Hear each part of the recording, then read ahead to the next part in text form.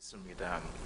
한국의 모 항공사의 해외 지점에서 일하는 지점장이 있었습니다.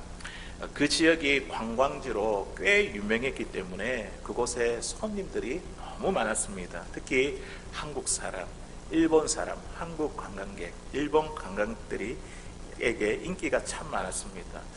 손님이 많다 보니까 많은 사람들로부터 이렇게 업무를 처리하다 보니까 이 항의가 들어올 때가 종종 있었습니다. 대부분 일본 사람들이 관광객들이 불만을 표현할 때에 그들은요 차분하고 아주 냉정하게 자기 주장을 펼쳐갔습니다.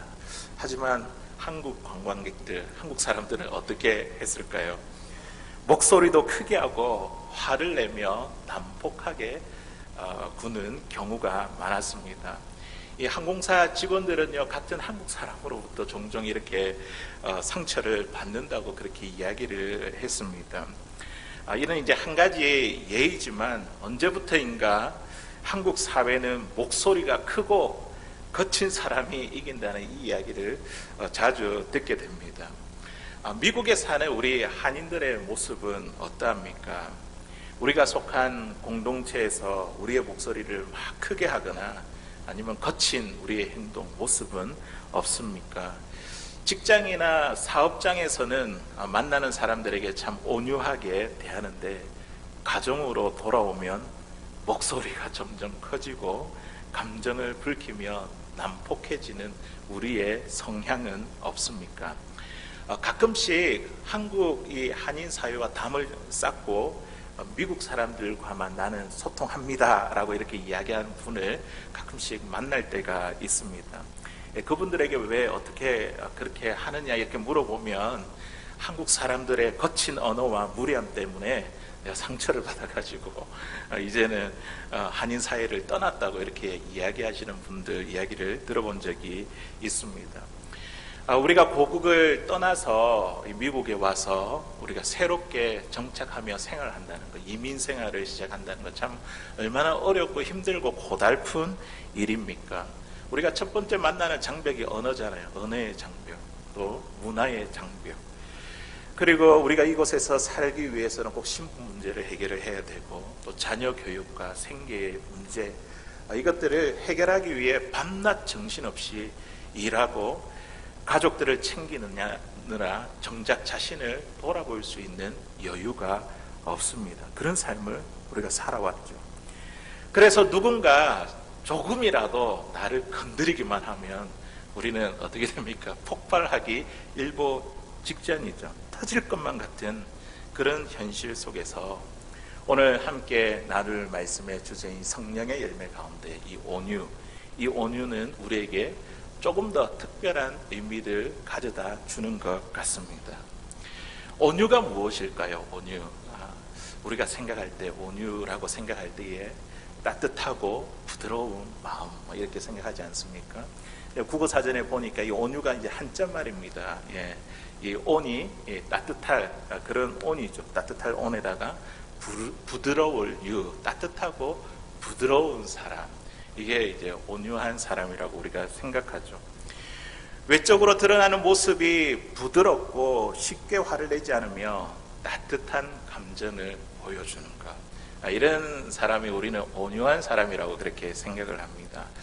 그런데 성경에 보니까요, 우리 세상에서 말하는 이 온유와 우리가 생각하는 이 온유와 성경에서 말하는 이 온유는 많은 차이가 있습니다. 우리 갈라디아서 5장 22절 23절에 있는 말씀을 우리가 중심으로 우리가 계속해서 성령의 열매 그 말씀을 나누고 있지 않습니까? 우리 이제 다음 주가 되면 마지막 부분까지 가게 되는데 우리 여기에 있는 구절 우리 한번 읽어볼게요. 갈라디아서 5장 22절 23절 시작. 오직 성령의 열매는 사랑과 희락과 화평과 오래 참음과 자비와 양성과 충성과 온유와 절제니 이 같은 것을 금지할 법이 없느니라. 아멘. 오늘 함께 나눌 이 온유. 온유는 성령의 9가지 열매 가운데 몇 번째요? 8번째 열매죠. 온유. 이 온유라는 단어, 이 갈라디아에서 나오는 이 온유라는 단어를 살펴보니까요, 헬라어로 프라우테스라는 단어입니다. 그런데 그 단어의 의미가 너무나 놀랍습니다. 어떤 의미를 가지고 있냐면 길들여진 야생동물의 성질을 나타낼 때 사용하는 단어입니다. 야생동물도 그냥 야생동물이 아니라 어떻게 길이 들여진 이 훈련받은 야생동물, 그것을 나타낼 때 사용하는 단어가 프라우테스, 온유라는 단어라는 것이죠. 야생동물이 조련사에 의해서 훈련되고 또 깎아지고 다듬어져서 이 야생동물이 스스로 조절하고 절제할 수 있는 힘이 생긴 상태가 성경에서 말하는 온유입니다. 예. 우리가 생각하는 온유와 조금 다르죠. 예. 예전에 지금은 이 쇼가 폐지된 것 같아요. 번고레 쇼라고 들어본 적이 있죠. 샌디에고의 시월드, 올랜드에 있는 또 시월드, 거기에서 이 번고레 쇼가 굉장히 미국에서 또 시월드에서 굉장히 이제 유명했는데요. 지금은 이 동물 학대 논란 때문에 2019년도인가 하여튼 샌디에고는 더 일찍 이렇게 문을 폐지가 된 것 같습니다. 범고래가 우리가 잘 알고 있기로 이거는요, 고래나 상어, 아주 바다에서 무서운 동물이지 않습니까? 이 고래나 상어를 잡아먹는 아주 최상위의 포식자입니다. 사납고 위험한 이 식인 고래를요, 노련한 조련사가 잘 훈련을 시켜서 순한 양처럼 만들어 놓습니다. 그 유튜브나 이런데 우리 한번 오늘 가셔서 한번 번고래쇼를 쳐가지고 한번 보십시오. 보면 조련사가 같이 물에 뛰어들거든요. 그러면서 이 물 안에서 같이 교감을 나누며 정말 애완동물처럼 이렇게 다루는 모습을 보게 됩니다. 범고래가 야생 상태일 때는 정말 무섭고 사나울 텐데 그 가만히 두겠습니까? 확 잡아먹고 말겠죠. 그런데 노련한 조련사의 손에 붙잡혀 훈련받고 다듬어지면 이렇게 순한 양처럼 온순해집니다. 이것이 바로 성경에서 말하는 온유입니다. 이것을 우리의 삶에 적용해 본다고 한다면 우리는요, 우리 자신이 조련사 되시는 하나님께, 하나님으로부터 내 자신이 훈련되고 다듬어지게 될 때에 우리에게 나타나는 성품이 온유라는 것이죠. 여기서 내 자신이라고 이야기하는 것은 인격을 말합니다. 우리가 갖고 있는 생각, 그리고 감정, 의지, 다 포함하는 거예요. 이것이 하나님의 손에 훈련되고 깎여지고 다듬어질 때 우리는요, 온유의 열매를 맺을 수 있습니다. 오늘 말씀에 등장하는 이 모세를 한번 보십시오. 그는요, 어린 시절부터 바로의 궁에 입양되어 왕실의 훈련을 받았습니다. 최고의 훈련을 받았지 않습니까? 그런데 40년 후에 그의 모습을 보면요, 그는 자기의 고집을 꺾지 못했습니다. 넘치는 혈기와 자기의 힘으로 내 민족 이스라엘을 구원할 수 있다고 그렇게 생각했습니다. 그래서 그가 어떻게 했습니까?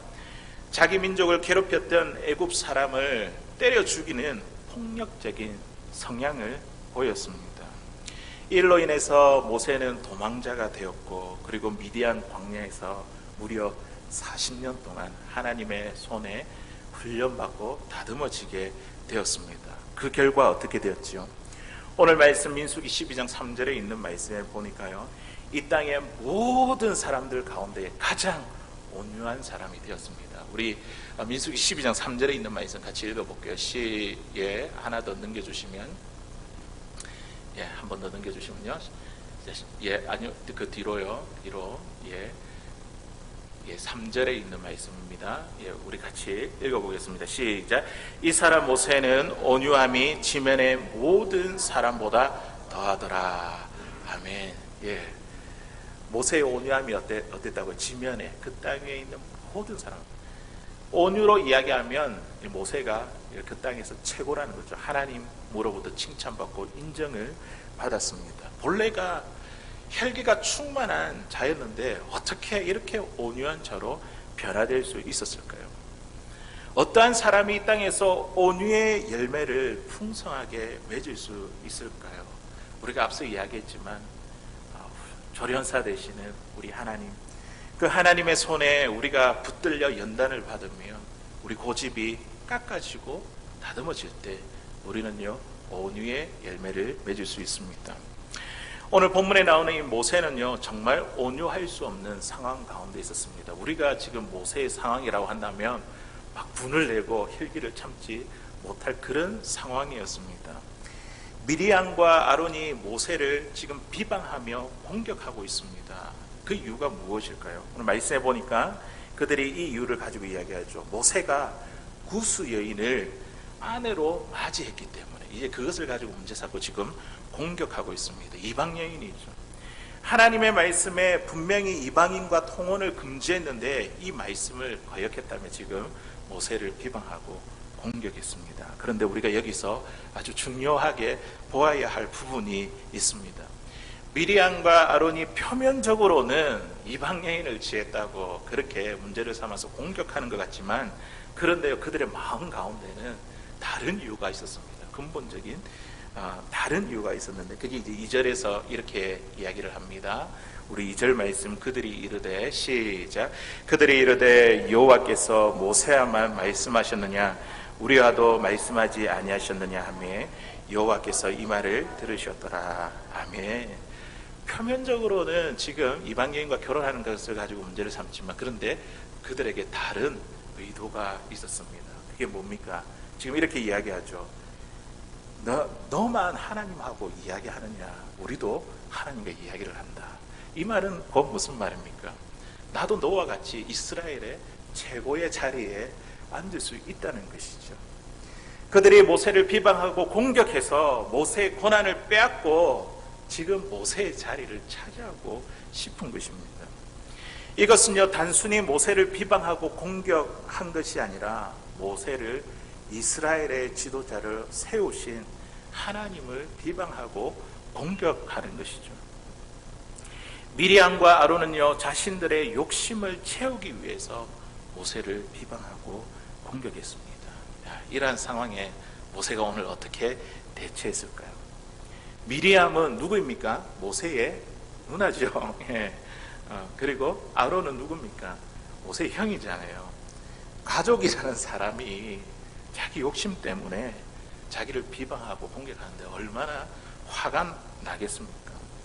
정말 감정을 내세우고 혈기를 부리며 거친 목소리로 분노할 수 있지만 모세는요 그들과 전혀 맞서지 않았습니다. 왜냐하면요 하나님께서 이 일 가운데 다 보고 계시고 다 듣고 계심을 그가 알고 믿었기 때문입니다. 2절에 있는 말씀 이것을 한번 보십시오. 그들이 이르되 여호와께서 모세만 말씀하셨느냐 우리와도 말씀하지 아니하셨느냐 하며 그 다음 말씀을 보십시오. 여호와께서 이 말을 들으셨느니라. 모세는 알았습니다. 하나님이 지금 이 자리에 계신 것을 듣고 계신 것을 알았기 때문에 그가 아무 말도 하지 않았던 것입니다.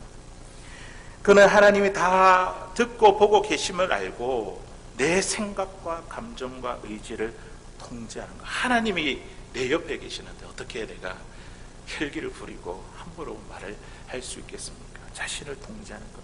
이것이 온유라는 것이죠. 그래서 하나님께서 이 모세를 보시고요. 모세가 내가 있는 것을 알고 나를 의식해서 자기를 통제하는 이 모세의 모습을 보시며 3절에 어떻게 칭찬하셨다고요? 이 땅에 사는 사람들 가운데 모세가 가장 온유한 자라 그렇게 칭찬하셨습니다.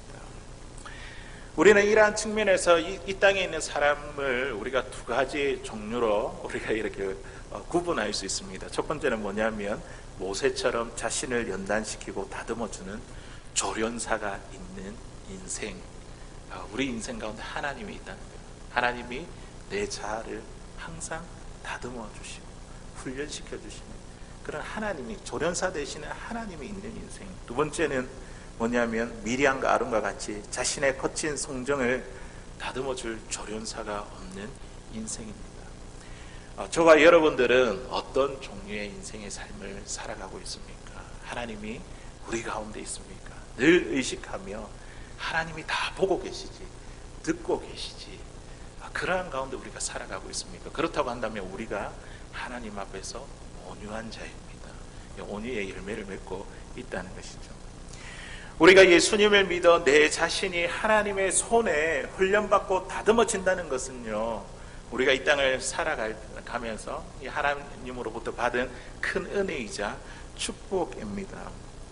조련사 대신 하나님이 나와 함께 계시는데, 나를 다듬고 계시는데 우리가 어떻게 함부로 말하고 행동하며 우리의 감정, 혈기를 드러낼 수 있겠습니까? 어떤 목사님은 이 온유를 이야기할 때 뭐라고 정의를 하냐면 고집꺾기, 하나님이 계시니까 고집꺾기라고 이렇게 정의를 했습니다. 다 듣고 보고 계시는데 내가 어떻게 함부로 말하고 행동할 수 있을까? 나의 고집이 꺾어질 때에 비로소 우리는요, 온유의 열매를 맺게 됩니다.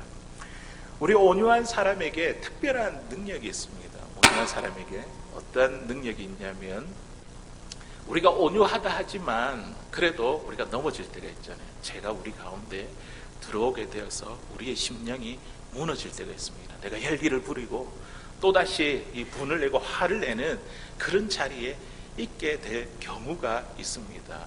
그렇다고 해서 우리 안에 온유함이 사라지는 것이 아니라, 우리에게 온유가 있다면요, 우리의 잘못을 하나님 앞에 회개하고 돌이킬 수 있는 그 능력이 어디에 있냐면 바로 온유함에 있습니다. 모세를 보십시오. 모세는요, 그의 온유함이 이 땅 가운데 최고라고 하나님의 칭찬을 드렸지만 그의 온유함이 완벽했다라고 그렇게 말할 수 없습니다. 민수기 20장에 있는 말씀에 보니까요, 이스라엘 백성들이 계속해서 불평하며 모세에게 물이 없다고 계속해서 불평하는 그 장면이 나옵니다. 그때 모세가 어떻게 합니까? 지팡이로 반석을 2번 내리칩니다. 거칠게 내리쳤습니다. 혈기를 참지 못하고 분을 내었습니다. 이 일로 인해서 모세는요, 어떻게 해요? 가나안 땅에 들어가지 못했습니다. 모세가 거칠게 지팡이를 내리치는 그 분을 내는 순간, 혈기를 내는 순간에는 하나님의 존재를 의식하지 못했던 것이죠. 하지만 그러나 모세 안에 있는 그 온유함, 그것 때문에 무너져 있는 그 마음 가운데 자신의 잘못을 알고 회개하며 하나님 앞에 돌이키는 것, 영적 복구 능력, 이것이 이 온유의 능력이라는 것입니다. 우리가 온유하지 않으면 어떻게 회개할 수 있겠습니까? 온유하지 않으면 어떻게 우리가 죄를 깨닫고 하나님 앞에 다시 돌아설 수 있겠습니까? 우리가 완벽하지는 않지만 우리 안에 온유함이 있기 때문에 우리가 죄를 범하고 혈기 가운데 있다 할지라도 하나님 그것을 깨닫게 하실 때에 돌이킬 수 있는 그 회복의 능력이 그 온유함에서 나오는 것입니다. 다윗도 한번 보십시오. 그는요, 젊은 시절에 사울 왕의 난폭함을 온유로 잘 극복했습니다. 그런데 다윗이 왕이 되고 난 후에 자신의 그 난폭함을 드러냈던 적이 있었지 않습니까? 어떻게 했습니까? 충신이었던 이 우리아의 가정을 파괴하고 그의 아내를 범하는 이 성적인 죄를 지었습니다. 그뿐만 아니라 우리아를 전쟁에서 죽게 만드는 죄악과 절망의 골짜기로 떨어지고 말았습니다. 그럼에도 불구하고 우리가 이 다윗을 온유한 자라라고 이렇게 말할 수 있는 것은 그가 혈기를 한 번도 부리지 않아서 죄를 한 번도 짓지 않았기 때문이 아닙니다. 그가 죄로 인해서 하나님과의 관계가 끊어졌을 때도 그는요, 나단 선지자가 바로 당신입니다 이렇게 이야기할 때에 그 자리에서 무릎을 꿇고 눈물을 흘리며 회개했지 않습니까? 그게 온유함의 능력이라는 거죠. 우리가 죄로 인하여 무너졌을 때에 다시 돌이키고 이 하나님 앞에 그 관계가 회복할 수 있는 영적 회복의 능력, 이게 온유함에서 비롯되는 능력입니다. 야생마가 온순하게 잘 길들여지다가도 한 번씩 야성이 막 이렇게 드러나잖아요. 그러면 날뛰면 조련사가 어떻게 합니까? 고삐를 더 강하게 쥐고 다시 훈련합니다. 그러면요, 그 말이요, 이전보다 더 온순해지고 잘 길들여진 동물로 만들어집니다. 우리가 하나님의 손에 다듬어지고 또 훈련을 받았지만 그러나 우리에게도 순간순간 이 죄의 본능, 야성이 드러날 때가 있습니다. 그때마다 우리 안에 있는 이 온유는요, 회개하고 깨닫게 하며 하나님 앞에 돌이키게 만듭니다. 온유는 거친 야성으로 실패했다가도 또다시 하나님께로 돌이키게 만드는 영적 복구 능력이 온유함에 있습니다. 그리고 온유한 자가 받을 복이 있습니다. 온유한 자가 받을 복. 온유한 자에게 어떤 복이 있을까요? 예수님은 산상수훈의 말씀을 통해서 온유한 자에게 주실 복을 이렇게 말합니다. 마태복음 5장 5절에 있는 말씀에 보니까요, 우리 같이 한번 읽어볼게요. 시작. 온유한 자는 복이 있나니 그들이 땅을 기업으로 받을 것이며. 아멘. 온유한 자에게 복이 있는데, 온유한 자가 복을 받게 되는데 어떤 복을 받게 된다고요? 땅을 기업으로 받게 된대요. 우리 한국 사람 땅 좋아하지 않습니까? 땅을 받는데요, 땅. 그 땅이 무엇일까요? 그 땅이, 성경에는 보면요, 종종 땅에 대한 이야기들이 많이 나옵니다. 그리고 그 땅을 약속합니다. 하나님은 아브라함과 이삭과 야곱에게 땅을 약속하셨고, 그리고 이 이스라엘 광야, 이스라엘 백성들에게 땅을 약속하셨는데 그 땅이 가나안 땅입니다. 그리고 그 땅을 정복해서 정말 그 땅을 얻고 누리게 되었습니다. 약속이 그대로 이루어진 것이죠. 이것이 무엇을 예표하고 있는지 아십니까? 가나안 땅, 그들이 받은 가나안 땅. 이스라엘 백성들의 기업으로 받은 이 가나안 땅은요, 예수를 믿어 하나님의 자녀된 우리들이 장차 기업으로 받게 될 그 땅을 이야기합니다. 그 땅이 바로 하나님의 나라, 천국입니다. 우리가 온유한 자가 된다는 것은, 예수님을 믿어 우리가 온유한 자가 된다는 것은, 그 온유한 자가 받을 복이 무엇이냐면 그것은 바로 하나님께서 우리에게 예비해 주신 하나님의 나라, 천국을 기업으로 받는다는, 그것을 복으로 받는다는 의미입니다. 온유한 자가 하나님의 나라를 맛보고 하나님의 나라를 기업으로 받는 복을 누리게 됩니다. 그런데요, 이 천국은요, 이 하나님의 나라는 우리가 죽어서만 맛보는 것이 아니라 우리가 온유할 때 이 땅에서도 맛보고 누릴 수 있습니다. 우리 찬송가 438장에 있는 찬양 보면 내 영혼이 은총이고, 우리 그 찬양 좋아하고 자주 부르지 않습니까? 3절에 있는 가사를 보니까 이렇습니다. 높은 산이 거친 들이 초막이나 궁궐이나 내 주 예수 모신 곳이 그 어디나 하늘나라. 하나님의 나라, 그 천국을 이야기하고 있잖아요. 죽어서 우리가 맛보는 곳만이 천국이 아니라 우리가 온유할 때 이 땅에서 천국을 맛볼 수 있습니다. 누가 계실 때요? 우리가 있는 곳에 주님이 계실 때 그곳이 하나님의 나라가 되고 천국이 됩니다. 주님이 다스리고 주님이 통치하는 그곳이 바로 하나님의 나라가 된다는 이야기죠. 우리가 앉아있는 이 예배의 자리가 주님이 우리와 함께 계시고 이 자리를 통치하고 다스리시면 이 자리가 하나님의 나라가 됩니다. 하나님의 나라를 맛보고 누릴 수 있다는 것이죠. 우리가 가정으로 돌아가서 우리 가정에 주님의 말씀으로 우리 가정이 통치를 받고 다스림을 받으면요, 가정이 천국이 됩니다. 하나님의 나라를 맛보게 됩니다. 주님이 계시니까요. 우리가 일하는 그곳에 주님이 계시면 우리가 하나님 나라를 맛보고 경험할 수 있습니다. 우리가 어디에 있든지 간에 주님이 계시는 그곳이 바로 하나님의 나라입니다. 온유가 무엇이냐면 이 하나님의 임재를 항상 느끼는 사람, 하나님의 임재가 항상 그곳에 있다고 느끼는 그 사람이 온유한 사람이고, 이 온유한 자가 바로 지금 이 땅에서 하나님의 나라를 맛보고 누릴 수 있습니다. 오늘 모세가 그랬잖아요. 이곳에서 하나님께서 우리를 보시고 이야기를 듣고 계신다는 다 알았잖아요. 주님이 계시고, 온유한 자는요 항상 내 곁에 주님이 계심을 늘 의식하고 인정하는 거예요. 그곳에 우리는 하나님의 나라를 맛보고 누릴 수 있습니다. 또 한 가지 이 온유한 자가 땅을 기업으로 받는다는 것은 무엇이냐면 세상을 향한 그리스도의 영향력이 온유한 자를 통해서 펼쳐져 간다는 것이죠.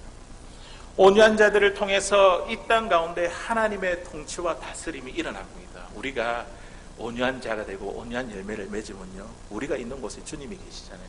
그러니까 그곳에 주님의 통치와 다스림이 일어납니다. 하나님 나라가 확장하게 된다는 것이죠. 커져가게 된다는 것이죠. 모세를 보십시오. 모세의 온유함으로 인해서 그의 영향력이 어디까지 펼쳐지게 되었습니까? 이스라엘이 바로의 압제에서 신음을 할 때에 그들을 해방시키는 능력으로 모세의 온유함이 사용되었습니다. 출애굽 당시 모세의 온유함과 대조되는 인물이 있는데 누구냐면 애굽의 바로 왕의 완악함이죠. 온유함과 완악함 서로 대결 구조를 가지고 있습니다. 서로 대결을 했죠. 누가 이겼습니까? 모세의 온유함이 이겼잖아요. 확장되어 가잖아요. 오늘날 우리가 살아가고 있는 이 세상도요, 이 두 가지 세력이 맞서고 있습니다. 세상의 완악함과 그리스도인들이 하나님에 의해서 통제되는 온유함과 이렇게 맞서고 있다는 것이죠. 그런데 그 온유함을 통해서 하나님은 온유한 자를 통해서 하나님의 나라를 확장시켜 가십니다. 세상은요 마치 모든 권력과 힘을 가지고 바로의 완악함으로 교회와 그리스도인들을 위협하고 있습니다. 이런 현실 가운데 우리 그리스도인들은 세상과 어떻게 맞서야 될까요? 우리도 똑같이 완악함으로 맞서야 될까요? 우리도 똑같이 더 큰 힘을 기르고 더 많은 돈을 모아 더 강대한 왕국을 세워서 이 세상과 맞서야 될까요? 이것은 하나님의 방법이 아니죠. 하나님의 방법은 무엇입니까? 모세의 온유함을 통해서 바로의 완악함을 이기게 하셨습니다. 모세의 온유함이 바로의 이 완악함을 이긴 것과 같이 하나님의 손에 다듬어진 온유한 우리 그리스도인들, 그 그리스도인들을 통해서 이 세상의 완악함을 물리치며 하나님 나라를 확장케 하신다는 것이죠. 온유한 자들을 통해서 세상을 다스리고 정복해 가게 하십니다. 하나님 나라를 확장시켜 가십니다. 이것이 바로 예수님이 저와 여러분들에게 보여주신 십자가의 정신입니다. 우리 예수님은요, 이 온유함과 겸손함으로 완악한 세상의 이 사단의 권세를 다 깨끗하게 멸하여 주셨습니다. 예수님은 이 땅에 하나님의 통치와 다스림을 십자가를 통해서 이루어 주셨습니다. 마태복음 11장 29절에 있는 말씀입니다. 주님께서 자신이 친히 온유라고 이렇게 말씀하십니다. 같이 읽어보겠습니다. 나는 마음이 온유하고 겸손하니 나의 멍에를 메고 내게 배우라. 그리하면 너희 마음이 쉼을 얻으리니. 아멘. 내 마음이 온유하다.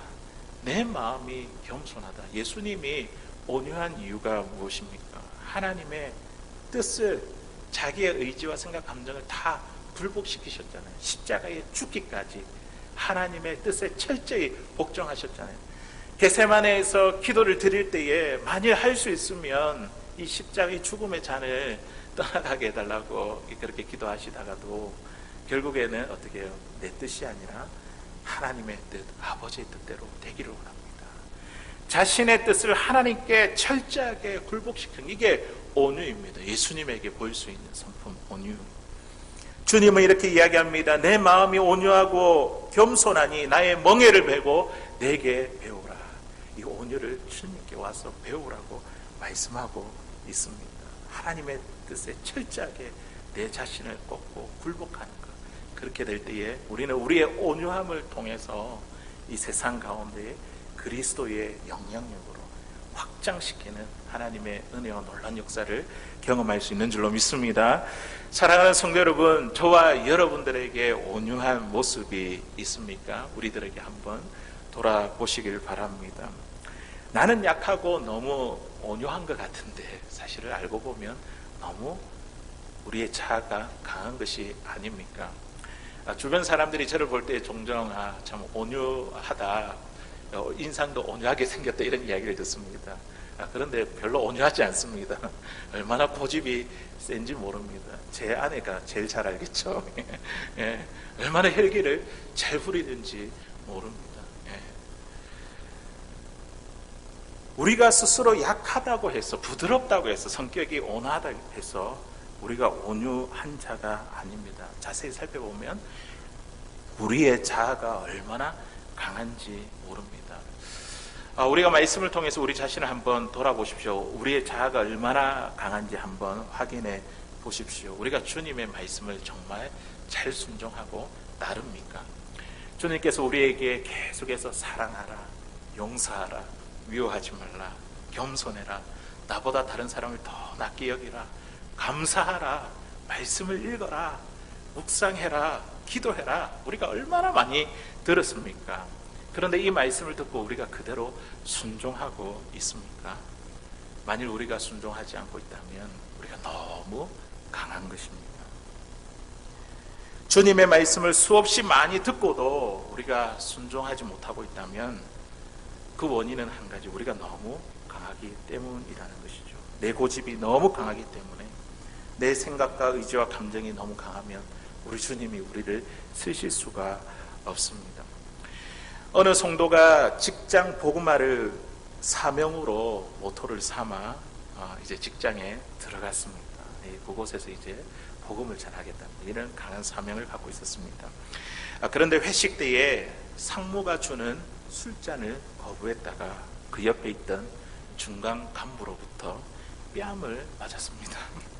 얼마나 모욕감이 크게 들었는지 사표를 당장 써야지, 그런 마음으로 다음날 기도원에 올라가 기도하던 중에 예수님의 음성을 들었습니다. 나는 십자가에 달리기까지 했는데 직장을 복음화시킨다면 너가 뺨 한 대 맞고 못하겠다고 그러느냐. 이러한 주님의 음성에 그만 눈물이 터졌습니다. 복음을 전하다가 생명까지 바친 주의 종들도 많은데 그에 비하면 뺨 맞은 건 아무것도 아닌데, 큰 깨달음을 얻고 그 길로 내려와서 다시 출근하게 되었습니다. 이것이 바로 온유죠. 온유. 주님이 하라고 하시면 철저히 굴복하고 복종하는 것, 이것이 바로 온유입니다. 나는 온유한 사람인가, 나는 온유하지 못하는가, 이것은요, 우리는 주님과의 관계에서 드러납니다. 모세처럼 주님이 나를 항상 보고 주님이 내 말을 항상 듣고 계시지, 이러한 사람은요 온유할 수밖에 없습니다. 항상 주님의 통제를 받는 사람입니다. 하지만 주님을 의식하지 못하고 주님을 생각하지 못하고 주님의 존재를 늘 부인하게 되면 성격은 온화한 것 같지만 그것이 결국에는 나중에는 폭발하고 말 것입니다. 주인의 손에 다듬어진 이 사나운 이 짐승들, 주인 앞에서는 한없이 온유해집니다. 우리가 주님 곁에 늘 붙어 있는다는 그 의식을 갖게 된다면 우리는 우리의 삶이 한없이 늘 온유해지게 되어 있습니다.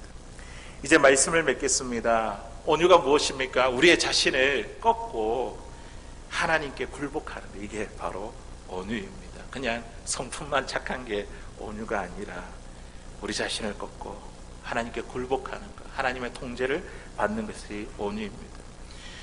저와 여러분의 이 야성이, 이 죄의 본능이요, 하나님의 손에 훈련받고 다듬어져서 정말 하나님에 대해서는 내가 온유하고 또 세상과 죄에 대해서는 강인함을 보일 수 있는 이 온유의 열매, 이 하나님 맺으시는 이 풍성한 이 온유의 열매를 맺을 수 있는 살아가는 저와 여러분들 다 될 수 있기를 주의 이름으로 간절히 소원합니다.